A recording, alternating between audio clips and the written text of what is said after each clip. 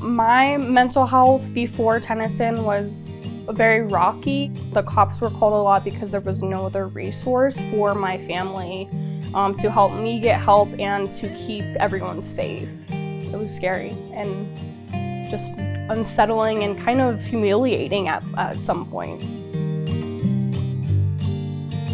My name is Taz and I'm 23 years old. My parents and my brother now, we do a lot together. Me and my dad do daddy-daughter dates, like going coffee shopping, grocery shopping, those kind of things. Me and my brother both adopted from separate families. I was adopted at birth.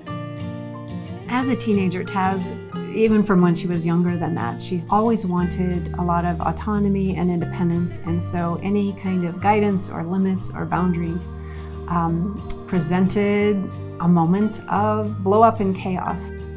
One of Taz's ways of expressing herself when she got really frustrated was to throw things.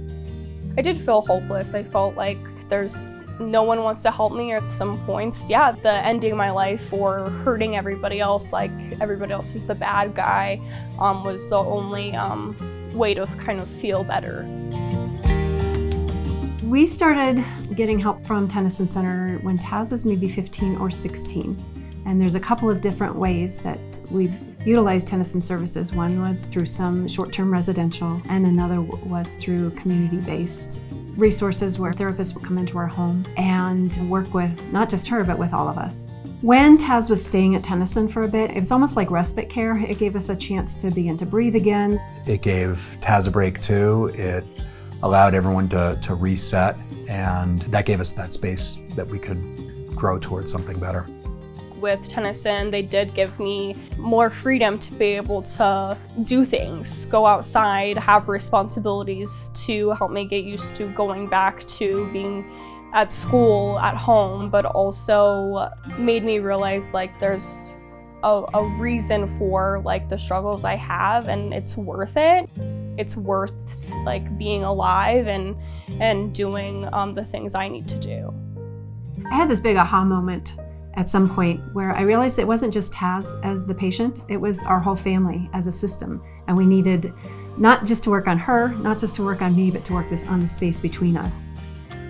There are so many different ways that Tennyson Center has helped me, and it's also helped my family. They always will listen and understand and take you in with open arms no matter what, and get you the help that your family needs. Tennyson services are just so needed to help a lot of families that might feel like there's no other hope. I'm so grateful to the donors who donated to Tennyson Center back when we needed their help, because at that time it was like somebody threw a life preserver to me and I was drowning. It's such a pillar in our community. It's stable, it's been around for 120 years, and it's not going to be going anywhere.